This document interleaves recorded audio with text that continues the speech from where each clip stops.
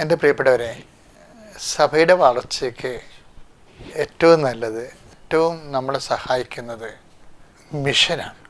Mission എന്ന് പറയുന്നത് കർത്താവിനെ അറിയാത്തവരെ അറിയിക്കുക, അറിഞ്ഞവരെ ആഴപ്പെടുത്തുക. ഈ കൃപാസനം തുടങ്ങിയ കാലത്ത് ഞാൻ 10 കൊല്ലം കടലിലാണ് കൺവെൻഷൻ നടത്തിയത്. ഞാൻ എപ്പോഴും പറയാറുണ്ട്. അപ്പോൾ അന്നൊക്കെ എല്ലാ എൻ്റെ നോട്ടീസുകളിലെല്ലാം എഴുതിയിരുന്നത് ഈ കടലോര കൺവെൻഷൻ, അപ്പം കടലിൽ കൺവെൻഷൻ, കടലിൽ വള്ളക്കാട് കൺവെൻഷൻ നടത്തും. ഓരോ ബോട്ടും പോയി വെഞ്ചരിക്കുകയും ഓരോ വള്ളവും പോയി വെഞ്ചരിക്കുകയും, നമ്മൾ ചെറിയ വള്ളത്തിൽ പോയി ആ വലിയ വള്ളത്തിൽ കയറി അത് വെഞ്ചരിച്ചിട്ട് കടലിൽ വെച്ച് അതിനകത്ത് കത്തോലിക്കലായിട്ടുള്ളവരെ കുമ്പസാരിപ്പിക്കും. അങ്ങനെ വലിയ ശുശ്രൂഷയാണ്. 10 കൊല്ലം നടത്തിയ. അവിടെ നിന്നാണ് ഈശോ ബാക്കി എല്ലാ അനുഗ്രഹങ്ങളും തന്നത്. അപ്പം അന്നെല്ലാം നോട്ടീസിൽ എഴുതിയിരുന്നത് കർത്താവിനെ അറിയാത്തവരെ അറിയിക്കുക, അറിഞ്ഞവരെ ആഴപ്പെടുത്തുക. ഈ ഒരു മോട്ടോയിലാണ് കൃപാസനത്തെ ദൈവം ഏറ്റെടുത്തതും വളർത്തിയതും. അതിൻ്റെ ഒരു ഉപകരണമാണ് കൃപാസനം പത്രം. കൃപാസനം പത്രം 2001 കൃപാസനം ഇവിടെ കലവൂർ മിഷൻ തുടങ്ങിയപ്പോഴാണ് കൃപാസനം പത്രം ആരംഭിച്ചത്. അതിലും ഉണ്ടായിരുന്നത് കർത്താവിനെ അറിയാത്തവരെ അറിയിക്കുക, അറിഞ്ഞവരെ ആഴപ്പെടുത്തുക. അങ്ങനെ കുറേ നാൾ 13 കൊല്ലം കഴിഞ്ഞ് 13 കൊല്ലം കഴിഞ്ഞപ്പോഴൊരു ഞാൻ കൃപാസന പത്രത്തിൻ്റെ വളർച്ചയെക്കുറിച്ച് പറഞ്ഞാൽ സുവിശേഷ പ്രചാരണത്തിൻ്റെ വളർച്ച തന്നെയാണത്. അത് കാരണം അറ്റാക്ക് ആ പത്രത്തിനുണ്ടായിരുന്നതിൻ്റെ കാര്യമാണ്. 2013 ആയപ്പോൾ ഞാനും നമ്മുടെ വിജയകുമാറും കൂടി വേളാങ്കണ്ണി നിന്ന് പ്രാർത്ഥിക്കുകയാണ്. ഞങ്ങൾ തിരിച്ചു പോരാൻ നേരത്ത് ഞാൻ സാറിനോട് പറഞ്ഞു, സാറേ ഹോസ്പിറ്റൽ മിഷൻ എന്ന് അമ്മ പറയണമെന്ന് പറഞ്ഞു. അപ്പോൾ 90 ജപമാല ചൊല്ലിയത്. 90 ജപമാല ചൊല്ലിക്കഴിഞ്ഞപ്പോഴാണ് ആ 3 ദിവസമായിട്ടാണ് 90 ജപമാല ചൊല്ലിയത്. അപ്പോൾ ഞാൻ സാറിനോട് പറഞ്ഞു, സാറേ ഹോസ്പിറ്റൽ മിഷൻ എന്ന് അമ്മ പറയുന്നത്. അപ്പോൾ സാർ ഉടനെ ചോദിച്ചു, അപ്പം നമ്മൾ മിഷൻ ഹോസ്പിറ്റൽ സ്ഥാപിക്കുമോ എന്ന് ചോദിച്ചു. ഞാൻ പറഞ്ഞു, മിഷൻ ഹോസ്പിറ്റലല്ല, ഹോസ്പിറ്റൽ മിഷൻ. എന്നിട്ട് ആ ഹോസ്പിറ്റലിൽ രോഗികളായിട്ടിരിക്കുന്ന ആൾക്കാരെ ചെന്ന് കണ്ട് അവരുടെ ക്ഷേമ വിവരങ്ങൾ അന്വേഷിച്ച് പറ്റുമെങ്കിൽ അവരൊന്ന് സഹായിച്ച്, പിന്നെ കണ്ണ് കാണാവുന്നവരെ നമ്മുടെ കൃപാസനം പത്രം കൊടുത്ത് അതിലുള്ള സാക്ഷ്യങ്ങളെ കാണുമ്പോഴേ കർത്താവ് അവരെ സഹായിക്കും, സുഖപ്പെടുത്തുമെന്ന വിശ്വാസം അവർക്കുണ്ടാകണം. അപ്പോൾ കർത്താവിൽ അവർക്ക് ഒരു സൗഖ്യം കിട്ടിയാൽ അത് അവർക്കും വലിയ കാര്യമാണ്, ദൈവമഹത്വം ഉണ്ടാകും. അപ്പം ഞങ്ങൾ നാട്ടിൽ വന്നിട്ട് ഹോസ്പിറ്റൽ മിഷൻ തുടങ്ങി. ഹോസ്പിറ്റൽ മിഷൻ തുടങ്ങിയപ്പോൾ അതിനകത്ത് വന്ന പ്രേക്ഷിതർ ഈ കൃപാസനം പത്രം കൊണ്ടുപോകുന്ന ആശുപത്രികളെ കൊടുത്തിട്ട് കണ്ണ് കാണാൻ പാടില്ലാത്തവർക്ക് വായിച്ച് കേൾപ്പിക്കും മണിക്കൂറുകളോ ഇരുന്ന്. അവരെ ഹരിപ്പാടൊക്കെ അങ്ങനെ ഒത്തിരി താലൂക്ക് ആശുപത്രിയൊക്കെ ചെയ്തിട്ടുണ്ട്. അതെന്താ കാര്യം വെച്ച് കഴിഞ്ഞാൽ മതപരിവർത്തനമല്ല, മതപരിവർത്തനം നമ്മൾ ഡിക്ലെയർ ചെയ്തിട്ടുണ്ട് അവിടെ. മതപരിവർത്തനമല്ല ഇതിൻ്റെ ഉദ്ദേശം, മറിച്ച് ക്രിസ്തുവിനെ പരിചയപ്പെടുക, അത്രേ ഉള്ളൂ. നമ്മൾക്ക് കിട്ടിയ വിശ്വാസം നമുക്ക് നമ്മുടെ ഭരണഘടന അനുസരിച്ച് അത് മറ്റുള്ളവരെയൊക്കെ അറിയിക്കാനുള്ള അനുവാദം നമുക്കുണ്ട്. അത് നമ്മളുടെ റൈറ്റായിട്ട് ഭരണഘടനയിൽ ഉള്ളിടത്തോളം കാലം നമ്മളത് കർത്താവിന് വേണ്ടി ഉപയോഗിക്കാൻ എല്ലാവരും ബാധ്യസ്ഥരാണ്. പക്ഷേ എപ്പോഴും സംഭവിക്കേണ്ട ഒരു വിഷയം എന്ന് പറയുന്നത്, സഭ വളരണമെന്നുണ്ടെങ്കിൽ അടയാളങ്ങളുണ്ടാകണം. കാര്യം ആദിമസഭ വളർന്നത് അടയാളം വരുമ്പോൾ എന്താണ്, നമ്മൾ ഉടനെ 16:17 മർക്കോസിന് സുവിശേഷത്തെ വായിക്കത്തില്ല. എന്താ വായിക്കണത്? ദൈവം അവരോട് സഹകരിക്കുകയും അടയാളങ്ങൾ കൊണ്ട് വചനം സ്ഥിരീകരിക്കുകയും ചെയ്തു. അപ്പോൾ വചന സ്ഥിരീകരണത്തിന് എപ്പോഴും അടയാളങ്ങളുണ്ടാകണം. അടയാളങ്ങളിൽ ഒന്നാണ്, ഇപ്പോൾ കൃപാസനത്തിലാണെങ്കിലും ഉടമ്പടിയോടുകൂടി അടയാളങ്ങളുടെ ഘോഷയാത്രയല്ലേ. ദൈവം എന്താണ്? അത് സ്ഥിരീകരണമാണ്. അപ്പം നമ്മുടെ അനുഭവങ്ങളാണ്. ഈ അനുഭവങ്ങളാണ് നമുക്ക് ദൈവാനുഭവങ്ങളായിട്ട് വരികയും അത് കൈമാറുകയും ചെയ്യുന്നത്. ക്രിസ്തീയ ദൈവാനുഭവം എന്ന് പറയുന്നത് എൻ്റെ ഏറ്റവും വലിയ സംഭവം. അപ്പോൾ സുവിശേഷ കൈമാറ്റത്തിന് പറ്റാത്ത അനുഭവങ്ങളൊക്കെ സ്വകാര്യമായ കേവല അനുഭവങ്ങളാണ്. ഇപ്പം ധ്യാനിക്കുമ്പോഴൊക്കെ ഇപ്പോൾ കിട്ടുന്ന ഒരേ സ്വകാര്യ അനുഭവങ്ങളില്ലേ, ദർശനങ്ങൾ, അങ്ങനെയൊക്കെയുള്ള അനുഭവങ്ങളുണ്ട്. ആധ്യാത്മിക അനുഭൂതികൾ തന്നെയുണ്ട്, പ്രാർത്ഥന അനുഭവങ്ങളൊക്കെ ഉണ്ട്. പക്ഷേ അതൊക്കെ ആ വ്യക്തിയോട് മരിച്ചു പോവുകയുള്ളൂ. പക്ഷേ ഒരു വ്യക്തിക്ക് അടയാളം കിട്ടിക്കഴിഞ്ഞാൽ ആ വ്യക്തി ഉടനെ ആ അനുഭവം പങ്കുവെക്കും. അങ്ങനെ അനേകം മക്കൾ പങ്കുവെച്ച അനുഭവങ്ങളാണ് കൃപാസനം പത്രത്തിലെ സാക്ഷ്യമായിട്ട് അടിച്ചു വരുന്നത്. അത് കാണുമ്പോൾ തന്നെ ആ വിഷമം അനുഭവിക്കുന്നവർക്ക് അത്യാഹ്ലാദവും ആവേശമാണ്. കൃപാസനം നിങ്ങൾ കേട്ടിട്ടില്ലേ? കൃപാസനം പത്രം ഞങ്ങൾക്ക് കിട്ടി. ഒരു 17 ലക്ഷം ആൾക്കാർ കണ്ട ഒരു സാക്ഷ്യമുണ്ട് ലിസിയുടെ. അവർ കണ്ണൂർക്കാരത്തിയാണ്. അവർ ആത്മഹത്യ ചെയ്യാൻ വേണ്ടി പോകുന്ന സമയത്താണ് റെയിൽവേ ട്രാക്കിൽ വെച്ചാണ് കൃപാസനം പത്രം കിട്ടുന്നത്. ഇങ്ങനെ നമ്മൾക്ക് ഈ മിഷൻ എന്ന് പറഞ്ഞു കഴിഞ്ഞാൽ ഒരു മനുഷ്യൻ്റെ ജീവൻ സംരക്ഷിക്കാനും, പിന്നെ കൃപാസന പത്രത്തിൻ്റെ കണ്ടൻറ്റ് വൈസ് എന്ന് പറയുന്നത് അതിന് ഒരു പ്രത്യേക ലക്ഷ്യമുണ്ട്. എന്ന് വെച്ച് കഴിഞ്ഞാൽ ഈ അമ്മ ഉടമ്പടി തന്നത് 2015. ആർക്കും മുമ്പ് പത്രമുണ്ട്. പക്ഷെ ഉടമ്പടി തന്നോടുകൂടി ഈ ദൈവത്തിൻ്റെ ലക്ഷ്യം കുറച്ചുകൂടി കൂടി ശക്തമായിട്ട് ജനങ്ങൾ ഏറ്റെടുത്ത് ചെയ്യാൻ തുടങ്ങി. അതോടുകൂടി ദൈവം ഈ പത്രത്തിനെ വളർത്തിയിട്ട് പല പല ഭാഷകളിൽ തന്നെ വളർത്തി. എത്രയോ ഭാഷകൾ വളർത്തി. നാഷണൽ ഭാഷ തന്നെ മലയാളമുണ്ട്, തമിഴുണ്ട്, ഹിന്ദി കൃപാസന പത്രമുണ്ട്, കന്നഡ കൃപാസന പത്രമുണ്ട്, പിന്നെ തെലുങ്ക് ഭാഷയിൽ കൃപാസന പത്രമുണ്ട്, പിന്നെ മറാത്തിയിൽ കൃപാസന പത്രമുണ്ട്, കൊങ്കൺ ഭാഷയിൽ കൃപാസന പത്രമുണ്ട്, പിന്നെ ഒഡിയയിൽ, ബംഗാളിലും ഗുജറാത്തി ഭാഷയിൽ പോലും കൃപാസന പത്രമുണ്ട്. പക്ഷെ ഇതൊക്കെ എന്ന് വെച്ചാൽ ആൾക്കാർ കൊറിയർ ചെയ്ത് വാങ്ങിക്കുകയാണ്. ഇവിടുന്ന് കൊറിയർ എല്ലാ ദിവസവും ഒരു 200-300 പത്രം കൊറിയർ പോകും വിവിധ രാജ്യങ്ങളിലേക്കും. അതിൽ കൂടുതലും പോകും, ചിലപ്പോൾ 1000 കൊറിയർ പോകും. അപ്പോൾ എന്ന് വെച്ചാൽ ഇതിനെ വായിക്കാൻ വേണ്ടി കാത്തിരിക്കുന്നവരും കൃപാസനത്തിൻ്റെ പ്രേക്ഷിതർ ഇങ്ങനെ എല്ലാ രാജ്യങ്ങളിലും എല്ലാ സംസ്ഥാനങ്ങളിലും തന്നെ ഉണ്ട്. അവരാരും നമ്മൾ ചെന്ന് കണ്ട് പ്രേക്ഷിതരാകുന്നുണ്ടോ വരിക്കാരാകുന്നുണ്ടോ ചേർക്കുന്നുണ്ടോ എന്നല്ല. അവർ ദൈവാനുഭവം പ്രാപിച്ചവർ അവർ തന്നെ പ്രേക്ഷിതരായിട്ട് മാറും. ഇപ്പോൾ അത് കൃപാസനത്തിൽ നോക്കിക്കഴിഞ്ഞാൽ വെളുപ്പിന് 4 മണിക്കൊക്കെ ആൾക്കാർക്ക് ഊന്നിക്കണം കാണാം പത്രം വായിക്കാൻ വേണ്ടി. എന്ന് വെച്ച് കഴിഞ്ഞാൽ ആൾക്കാരെ സംബന്ധിച്ചിടത്തോളം പത്രമില്ല എന്ന് പറഞ്ഞാൽ ആൾക്കാർ മുഖം ഉടനെ മാറും. ഞാൻ എന്തെങ്കിലും പറയാമെന്നറിയാവോ? അതായത് ഇങ്ങനെ പറയാൻ കാരണം വെച്ച് കഴിഞ്ഞാൽ ഞാൻ ഈ റോഹയെ വിട്ട് കൃപാസനത്തിൽ ഒരു പത്രം ഒരു ജനങ്ങൾക്ക് കൊടുക്കാനൊരു കാലം ഉണ്ടായിരുന്നു ആൾക്കാർക്ക്. അപ്പോൾ എനിക്ക് വലിയൊരു കർത്താവ് ഇത് എല്ലാവരും ജനങ്ങളെ കൊണ്ടുപോയി വായിക്കണമല്ലോ, അവർ വായിക്കുമ്പോൾ കർത്താവിനെ അറിയാമല്ലോ, അറിഞ്ഞു കഴിഞ്ഞാൽ അവർക്ക് വിശ്വാസം ഉണ്ടാവുമല്ലോ, വിശ്വാസം ഉണ്ടായാൽ അവർക്ക് അത് അതിജീവിക്കാൻ അവർക്ക് ജീവിത പ്രശ്നങ്ങൾ അതിജീവിക്കാൻ പറ്റുമല്ലോ, ദൈവം ഒരു ഇടപെടുമല്ലോ. ഇങ്ങനെ ഒരു പ്രേക്ഷിത പ്രവർത്തനമായിട്ടാണ് അതുകൊണ്ട് ഞാൻ തന്നെ എനിക്കതിനും മടിയൊന്നുമില്ല. ഞാൻ കൃപാസനം പത്രം ആൾക്കാർ കിട്ടാത്തവർക്ക് കൊടുക്കും, ഞാൻ വിളിച്ചു ചോദിക്കും. അപ്പോൾ ചിലർ പറയും അച്ഛാ ഒരെണ്ണം കിട്ടിയിട്ടുണ്ടെന്ന് പറയും. അപ്പോൾ ഒരെണ്ണം കിട്ടിയിട്ടുണ്ടെന്ന് പറയുമ്പോൾ തന്നെ വേറൊരെണ്ണം കൊടുത്താൽ വാങ്ങിക്കത്തില്ല.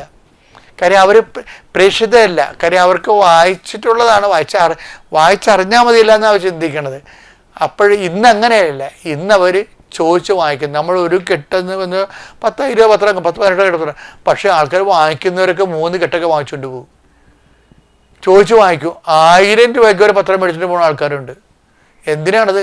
അവർ ആവശ്യത്തൊരു വണ്ടിയെടുത്ത് എല്ലായിടത്തും കൊണ്ടുനടന്ന് പ്രാർത്ഥിച്ച് വിശ്വപ്രമാണം ചൊല്ലിയും അവിടുത്തെ എഡിറ്റോറിയൽ നിന്ന് വായിച്ച് എഡിറ്റോറിയൽ ആൾക്കാർക്ക് വായിച്ചു കൊടുക്കും. അതിൻ്റെ ഇന്നത്തെ എഡിറ്റോറിയൽ ഇതാണ്, ഇന്നത്തെ ഇന്ന സാക്ഷ്യങ്ങളുണ്ട്. ഇപ്പോൾ ഒരു പത്രത്തിൽ 60 സാക്ഷ്യങ്ങളൊക്കെ ഉണ്ടാവും, ചിലപ്പോൾ 100 സാക്ഷ്യങ്ങളോടുള്ള പത്രങ്ങളുണ്ട്. അപ്പോൾ സാക്ഷ്യം ജനങ്ങൾ വായിച്ചു കഴിയുമ്പോൾ ജനങ്ങളെല്ലാ സാക്ഷ്യങ്ങളും ഇതിൽ നിന്ന് വായിക്കും. പിന്നെ എഡിറ്റോറിയൽ വായിക്കും. എഡിറ്റോറിയൽ എന്ന് പറയുമ്പോൾ നമ്മൾ എഡിറ്റോറിയൽ ചിന്തിച്ച് പറയണ എഡിറ്റോറിയൽ അല്ല, ആലോചിച്ച് നമ്മൾ എഡിറ്റോറിയൽ 10ാമത്തെ കൃപ പറയണ്ടേ. കൃപാസന പത്രത്തിലുള്ളത് എന്താണ് ശരിക്കും പറഞ്ഞാൽ? കൃപാസന പത്രത്തിലുള്ളത് ഇത് ഈ അച്ഛൻ്റെ 10ാമത്തെ കൃപവും പിന്നെ എന്താണ് കൃപാസന ശുശ്രൂഷകളും സാക്ഷ്യമേ ഉള്ളൂ. അത്രയേ ഉള്ളൂ അതിൻ്റെ അകത്ത്. അതെന്ന് വെച്ച് കഴിഞ്ഞാൽ എന്താ ശരിക്കും ബേസിക് എന്താണ്? കർത്താവിൻ്റെ വാക്കും കർത്താവിൻ്റെ പ്രവൃത്തിയുമാണ്. അതാണ് വിഷയം. ഇപ്പം കർത്താവിൻ്റെ വാക്കെന്ന് പറയുന്നത് എന്താണ്? കൃപാസനം തന്നെ ഇപ്പം ഞാൻ ഉടമ്പടി പുസ്തകം എഴുതിക്കൊണ്ടിരിക്കുന്ന സമയത്ത് കൃപാസനത്തിൽ നിന്നുകൊണ്ട് ഞാൻ നിന്നോട് സംസാരിക്കും. അപ്പോൾ ഇതിപ്പോൾ നമ്മൾ കൃപാസനം ആൾക്കാരെ വരുമ്പോൾ തന്നെ നമ്മൾ പ്രസംഗിച്ചുകൊണ്ടിരിക്കുന്ന സമയത്ത് കർത്താവിൻ്റെ പരിശുദ്ധാത്മാവ് ഇടയ്ക്ക് കയറിയിട്ട് അതിനെ വ്യാഖ്യാനിച്ച് ജനത്തിൻ്റെ അനുഭവങ്ങളോട് കൂട്ടിക്കുഴച്ച് അത് വേറെ ലൈനിടുന്ന അച്ഛനെ എന്നെ ഉപകരണമാക്കിക്കൊണ്ട് കർത്താവ് തന്നെ സംസാരിക്കാൻ പോകും. അപ്പോൾ അതിനൊക്കെ ഭയങ്കര അഭിഷേകമായി. ഇപ്പോൾ നമുക്കറിയാൻ പറ്റും അഭിഷേകത്തിൻ്റെ സമയമൊക്കെ. അതിന് വല്ലാത്ത അഭിഷേകം. ഈ ജനം അത് വായിക്കുമ്പോൾ ആ അഭിഷേകം അവർക്ക് കിട്ടും. അപ്പോൾ അഭിഷേകം കിട്ടി കഴിഞ്ഞാൽ അപ്പോൾ ഡെലിവറൻസ് ഉണ്ടാവുമല്ലോ. അപ്പോൾ ഇപ്പം തന്നെ ഉദാഹരണത്തിന് ഈ കൃപാസനം പത്രത്തിൽ ദൈവം കൃപാസനത്തിൽ നിന്നാണ്. ഇപ്പോൾ ഉദാഹരണം ഇപ്പോൾ പുറപ്പാടിൻ്റെ പുസ്തകം 25-22 അത് വായിച്ചതുള്ളത്. അവിടെ വെച്ച് ഞാൻ നിന്നെ കാണും. അവിടെ വെച്ച് ഞാൻ നിന്നെ കാണും. കൃപാസനത്തിന് മുകളിൽ നിന്ന് സാക്ഷ്യപേടകത്തിന് മീതെയുള്ള കെരൂബുകളുടെ നടുവിൽ നിന്ന് ഞാൻ നിന്നോട് സംസാരിക്കും. ഇസ്രായേലിന് വേണ്ടിയുള്ള എന്റെ കൽപ്പനകളെല്ലാം ഞാൻ നിന്നെ അറിയിക്കും. അതായത് വെളിപാട് വചന സന്ദേശങ്ങളാണ് പലപ്പോഴും ജീവിതത്തിൻ്റെ അവിടെ ഇരിക്കുന്ന ജനങ്ങളുടെ ജീവിത മാനസിക അവസ്ഥകളെ അറിയുന്ന പരിശുദ്ധാത്മാവ് അതിനെ വിവേചിച്ചിട്ട് അതിനനുപേക്ഷണീയമായിട്ട് വചനത്തെ അവർക്ക് വിളമ്പിക്കൊടുക്കുന്ന വലിയൊരു സംഭവമാണത്. കാര്യം അത് പ്രസംഗമല്ല, പ്രബോധനമല്ല, പ്രഘോഷണത്തിൻ്റെ തന്നെ ജീവിതബന്ധിയായ അഭിഷേക രൂപമാണത്. അത് വരുമ്പോഴെന്താ പറ്റും? ജനങ്ങൾ വായിക്കും തോർത്ത് പിന്നെയും വായിക്കുവർ. സാക്ഷ്യം പറയുന്നവരെല്ലാവരും കൃപാസന എഡിറ്റോറിയലിനെ കുറിച്ച് ഇടയ്ക്കൊക്കെ പറയും. അവർക്ക് ബൈബിൾ വായിച്ച പിന്നെ ഞാൻ അവരോട് പറയും, ഇത് വെന്ത ബൈബിളാണ് കേട്ടാന്ന് പറയും. കാര്യം എന്താ കാര്യം വെച്ച് കഴിഞ്ഞാൽ ബൈബിള് ജീവിച്ചിട്ട് ബൈബിള് വായിച്ചിട്ട് അത് ജനങ്ങളുടെ അനുഭവങ്ങളായിട്ട് മാറുമ്പോൾ അവർ സാക്ഷ്യമാക്കി മാറ്റും. ഞാനത് ആരാധനയിടയിൽ കർത്താവിൻ്റെ സന്ദേശമായിട്ട് കൈമാറും.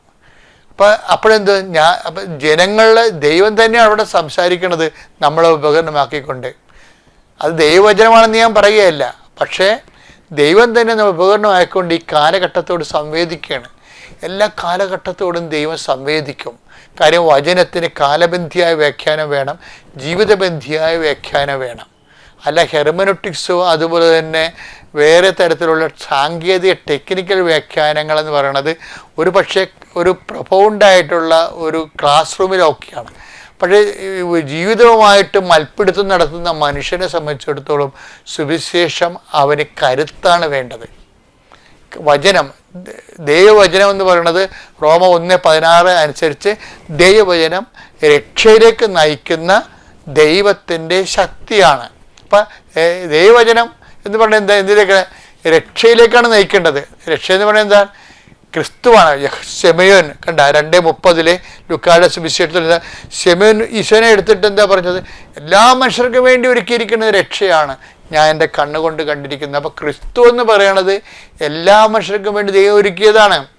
ട്രഡീഷണൽ ഫെയ്ത്ത്ഫുൾസിനെ മാത്രം സഭ അഡ്രസ്സ് ചെയ്ത് കഴിഞ്ഞാൽ നമ്മുടെ ഉത്തരവാദിത്വത്തിൻ്റെ ഒരു പകുതിയേ ആകത്തുള്ളൂ. ബാക്കി പകുതി എന്ന് പറയുന്നത് മറ്റു മനുഷ്യരെ സഭ അഡ്രസ്സ് ചെയ്യണം. ആ മറ്റു മനുഷ്യരെ അഡ്രസ്സ് ചെയ്യാൻ വേണ്ടിയാണ് കർത്താവ് അവർക്ക് മനസ്സിലാകുന്ന ഭാഷയിലും അനുഭവത്തിലും അടയാളത്തിലും കർത്താവിൻ്റെ വചനത്തെ ഈ കാലത്തിന് ബന്ധിയായിട്ട് കാലത്തിന് അനിപേക്ഷമായിട്ട് ജീവിതത്തിൻ്റെ കൂടെ ജീവിത ബന്ധിയാണ് ആയിട്ട് വിശുദ്ധ ഗ്രന്ഥവും ജനങ്ങൾക്ക് അനുഭവിക്കാൻ പറ്റുന്ന രീതിയിൽ ഇതിനെ പാചകം ചെയ്തും അതുകൊണ്ട് തന്നെ ഇത് തർജ്ജിമ ചെയ്യും. വചനത്തിൻ്റെ ഒരു തർജ്ജിമ എന്ന് പറയുന്നത് ഒരു എക്സ്പീരിയൻഷ്യൽ ലൈഫ് എക്സ്പീരിയൻസിൻ്റെ ബേസിലുള്ള ബൈബിൾ തർജ്ജിമയാണ് ശരിക്കും പറഞ്ഞാൽ കൃപാസനം പത്രങ്ങളിലും കൃപാസന സ്പിരിച്വാലിറ്റിയിലും ഒക്കെ നടക്കുന്നതും അതായത് ഇതുപോലെ എല്ലാ പല നമ്മുടെ ധ്യാന കേന്ദ്രങ്ങളെല്ലാം നടക്കുന്നത് അങ്ങനെയാണ്. അപ്പം അതുകൊണ്ടാണ് ജനങ്ങളിത് വായിക്കണത്. അപ്പോൾ ഇതിന് എന്താ വെച്ചാൽ ലക്ഷക്കണക്കിന് പ്രതികൾ പ്രേക്ഷിത പ്രവർത്തനം പോലെ ഇത് പ്രേക്ഷിത പ്രവർത്തനമാണല്ലോ. അപ്പം അതുകൊണ്ട് ആൾക്കാർ വായിക്കും. അതുപോലെ തന്നെ അപ്പം ഞങ്ങൾ ഫ്രീ ആയിട്ട് കൊടുക്കും. അതുപോലെ തന്നെ അവരെന്തെങ്കിലും സംഭാവന നൽകുന്നവരുണ്ട്, മറ്റു തരത്തിൽ ശുശ്രൂഷകൾക്ക് സംഭാവന ചെയ്യുന്നവരുണ്ട്. ആ ശുശ്രൂഷയുടെ സംഭാവനയുടെ വെളിച്ചത്തിൽ പത്രം കൊണ്ടുപോയി അവർ പ്രേക്ഷിത പ്രവർത്തനം ചെയ്യുന്നവരുണ്ട്. അങ്ങനെ കുറേ അധികം പ്രവർത്തനങ്ങൾ നടക്കണം. അപ്പോൾ അതുകൊണ്ട് തന്നെ ഇതേ രീതിയിൽ തന്നെ ഇൻ്റർനാഷണൽ ഭാഷകളിലേക്ക് ഞങ്ങളൊന്നും അങ്ങനെ ചിന്തിച്ചിട്ടില്ല. പക്ഷേ ജോമോളെന്ന് പറഞ്ഞൊരു ഇതിൻ്റെ സെക്രട്ടറിയും പിന്നെ രതീഷ്, ബീന, അങ്ങനെയുള്ള എഡ്വേർഡ്, ഇങ്ങനെ കുറേ പ്രവർത്തകർ ഇതിൻ്റെ പിന്നിലിങ്ങനെ നിൽക്കുകയാണ് രാത്രിയും പകലും പ്രാർത്ഥിച്ചും. ഇപ്പോൾ ഓരോ ആൾക്കാരുടെ അതിൻ്റെ പ്രവർത്തനങ്ങൾക്ക് വേണ്ടി ഇപ്പോൾ മാനേജർ സണ്ണി ഇങ്ങനെയുള്ളവരെല്ലാം ഇതിൻ്റെ പിന്നിൽ ശക്തമായി പത്രത്തിൻ്റെ ഫീൽഡിൽ പ്രവർത്തിക്കുന്നവരാണ്. അപ്പം ഞാൻ എഡിറ്റോറിയലും സാക്ഷ്യമൊക്കെ എഡിറ്റോറിയലാണ് ഞാൻ നോക്കുന്നത്. സാക്ഷ്യം പിന്നെ സഹായിക്കാൻ വേണ്ടി ആൾത്താറിൽ നിന്ന് സാക്ഷ്യം പറയുമ്പോൾ തന്നെ അരസച്ചനും അതുപോലെ തന്നെ അവിടെയുള്ള സിസ്റ്റർ ജീനയൊക്കെ അവിടുന്ന് അവർ കറക്റ്റ് ചെയ്ത് ആ സാക്ഷ്യം നല്ല ഏറ്റവും ടോപ്പ് സാക്ഷ്യം വരുമ്പോൾ അത് ഞങ്ങൾ ഓഫീസിലേക്ക് കൊടുക്കും. ഓഫീസിൽ നിന്നുള്ളവർ മീഡിയയിലുള്ളവർ സെലക്ട് ചെയ്ത് കറക്റ്റ് ചെയ്ത് ഇടും. അപ്പം അതൊക്കെ ഇത് വളരെ ഉത്തരവാദിത്തപ്പെട്ട പ്രാർത്ഥിച്ച് ചെയ്യുന്ന വിഷയങ്ങളാണ്.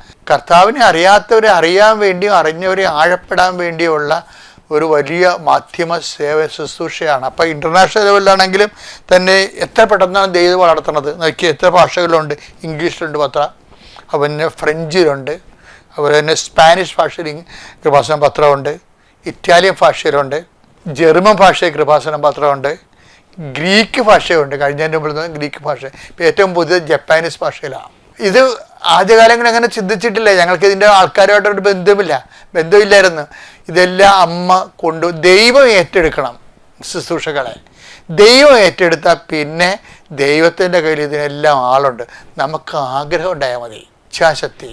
കർത്താവിനെ നമുക്ക് ദാഹം ഉണ്ടാകണം, കർത്താവിനെ മറ്റുള്ളവർക്ക് കൈമാറണമെന്ന്. സിനിമ പരസ്യം ഇട്ട് വർക്ക് ചെയ്യുന്ന സഭാപത്രങ്ങളുണ്ട്.